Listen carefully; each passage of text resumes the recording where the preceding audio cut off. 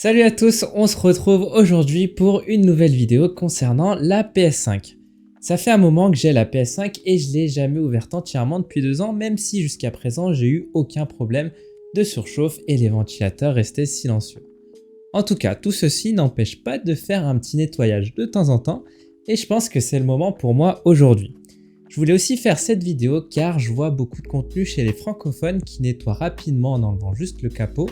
Donc aujourd'hui, je vous propose d'aller un peu plus loin parce que la poussière ne s'arrête pas là. Allez, c'est parti!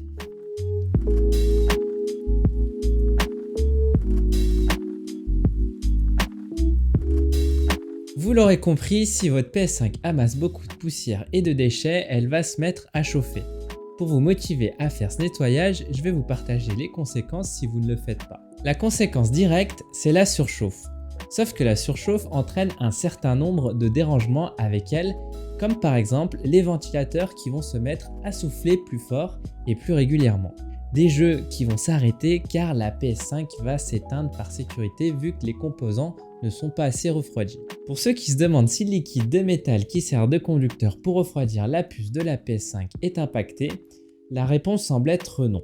De ce que j'ai compris, le liquide de métal ne contient pas d'eau, donc ne s'évapore pas avec la chaleur. Bref, j'espère que vous êtes convaincus parce que moi, je me lance.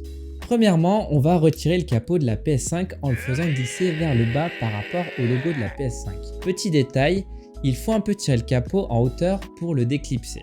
Si vous oubliez ce détail, vous risquez de vous retrouver avec une PS5 rayée comme sur la vidéo. C'était ma première tentative d'il y a quelques mois, c'est pas grave, mais c'est sûr que c'est embêtant.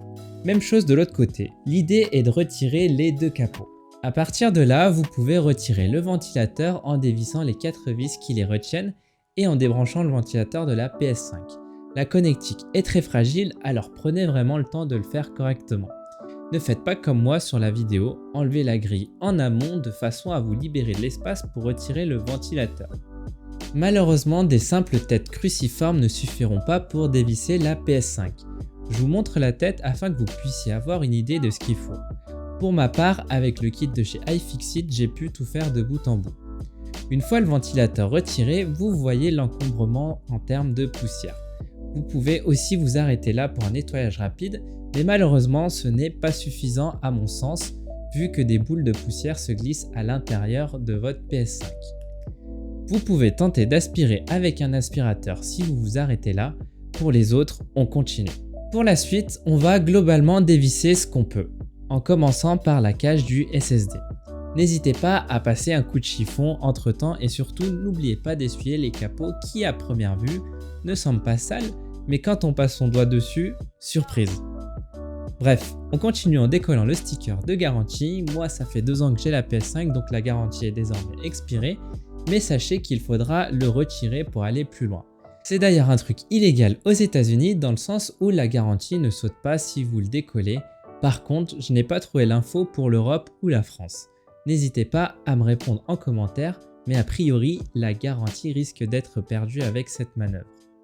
Ça me permet aussi de vous mettre un petit warning sur la suite des événements. C'est un peu plus complexe, mais rien d'insurmontable, juste soyez très rigoureux et patient. Si vous êtes ok avec ça, on continue. Une fois l'autocollant retiré, n'oubliez pas de déconnecter les différents connecteurs.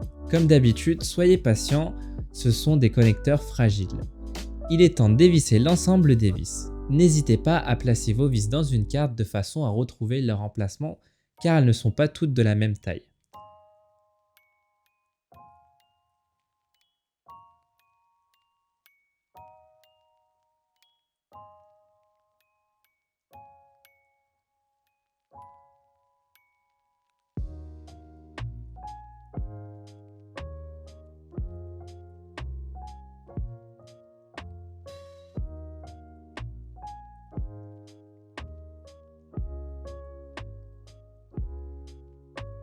Une fois les vis retirées, il faut déclipser le châssis en plastique. Tout se fait sans forcer. Une fois le châssis déclipsé, il faut maintenant déconnecter le lecteur Blu-ray de la carte mère en retirant le câble. Pour le faire, il faut appuyer sur la petite partie métallique du connecteur tout en tirant le câble. D'ailleurs, on commence à voir des petits amas de poussière qui n'auraient pas pu être accédés avant ce démontage. Une fois le câble déconnecté, le lecteur peut être retiré. Continuez en débranchant l'ensemble des câbles visibles.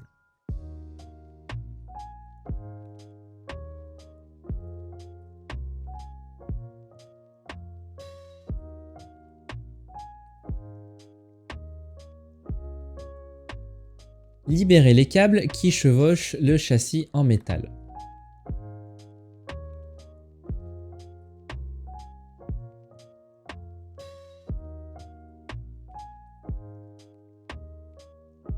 Retournez la PS5 et dévissez les deux vis affichées sur la vidéo.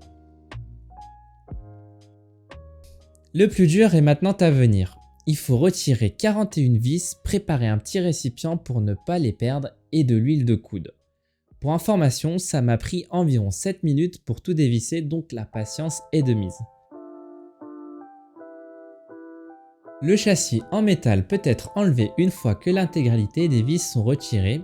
Il s'enlève normalement facilement, mais chez moi j'ai eu un espèce d'effet de succion qui m'a fait croire que j'avais oublié d'enlever une vis. Si ça vous arrive, recomptez vos vis. Si vous en avez 41, il faudra juste gigoter le châssis jusqu'à retirer cet effet de succion. Si vous me suivez toujours, déjà félicitations et ensuite c'est bientôt fini. Retirez le dernier câble apparent. La carte mère peut enfin être libérée. Chez moi, l'alimentation est venue avec, mais c'est probable qu'elle reste logée dans le châssis, ce qui je trouve est mieux. On peut voir de la poussière un peu partout entre les différentes ailettes du radiateur et à partir de là, il faut tout nettoyer. J'utilise un compresseur d'air électrique pour faire ce travail, mais ça peut aussi être fait avec votre aspirateur, une brosse à dents, votre souffle, etc. etc. Je recommande quand même ces compresseurs d'air électriques qui sont plus efficaces que les bouteilles jetables. Faites juste attention à ne pas les laisser allumer mais à nettoyer par à-coups, car ça chauffe mine de rien et vous risquez de le casser si vous ne faites pas gaffe. J'ai fait ce travail dehors de façon à pas enfumer le bureau de poussière et surtout, essayez de vous protéger si vous êtes allergique à tout ça. Ça se voit pas très bien sur la vidéo car ça va vite, mais je vais vous faire un close-up de ce que ça a potentiellement enlevé. Une fois que vous avez nettoyé tout ça, plus qu'à remonter à l'inverse et le tour est joué. N'hésitez pas à revenir sur mes anciens plans. Faites attention aux 41 vis qui peuvent se glisser dans des trous où elles n'étaient pas de base, ce qui vous amènera à redémonter la PS5 parce que vous l'aurez mis au mauvais endroit. Alignez bien le lecteur Blu-ray avec les trous avant de remettre le châssis plastique. J'en ai aussi profité pour ajouter un SSD. J'ai rajouté un Aorus Gen 4 7000S de 1 Teraoctet. Pour rappel, il faut un SSD Gen 4 et je vous conseille fortement un radiateur avec le SSD parce que comme vous pouvez le voir, il est dans une cloison sans trop d'air, donc pour le refroidir, c'est quand même un peu mieux d'avoir un radiateur. Et voilà, si vous l'avez fait, voici le badge du courage. Je vous l'offre pour avoir fait cette maintenance qui je trouve nécessaire pour garder sa PS5 dans les meilleures conditions possibles. Maintenant, je vous laisse le stress de la rallumer et de voir que tout fonctionne ou pas. Si tout est ok, voici le badge de la réussite. Bref, c'était tout, j'espère que ça vous a bien aidé et si c'est le cas, abonnez-vous à la chaîne, laissez votre petit j'aime des familles et nous on se retrouve pour une prochaine vidéo. Ciao!